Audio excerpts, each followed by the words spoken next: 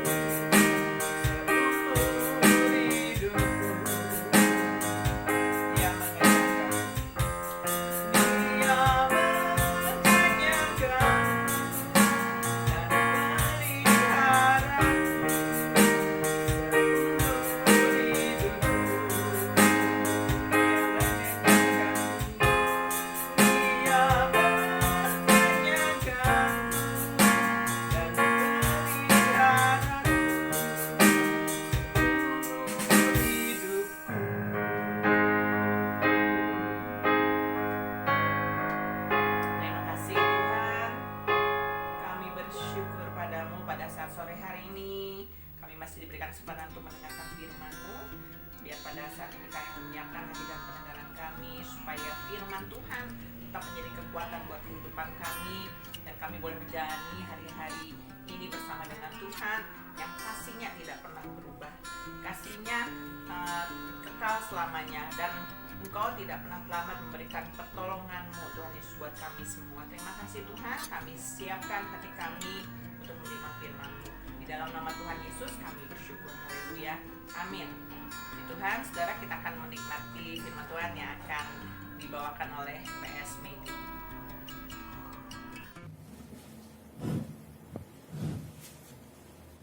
Shalom. Untuk jemaat GBS Kalvari, selamat berjumpa kembali di dalam kasih dan kemurahan Tuhan.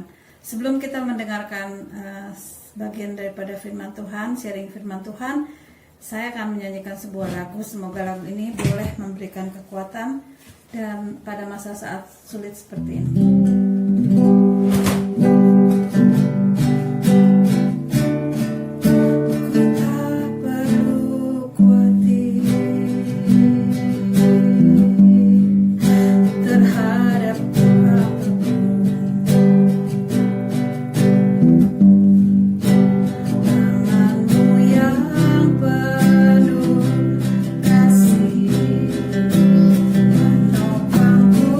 Tanpa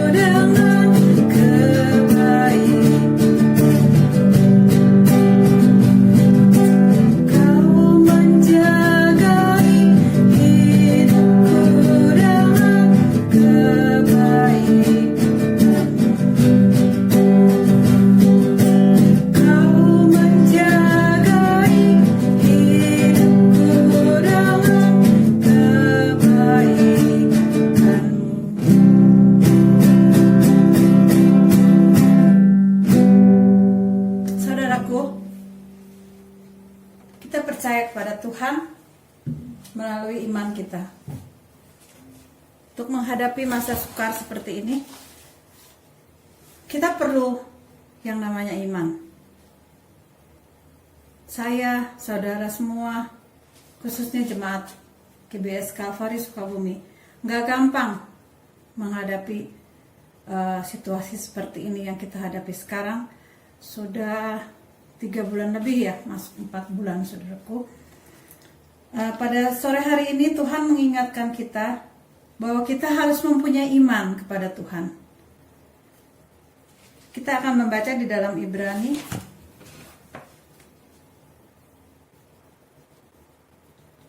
Ibrani 11 Ibrani 11 ayat yang ke-1. Demikian firman Tuhan. Iman adalah dasar dari segala sesuatu yang kita harapkan dan bukti dari segala sesuatu yang tidak kita lihat. Jadi iman itu adalah dasar orang percaya kepada Tuhan ya.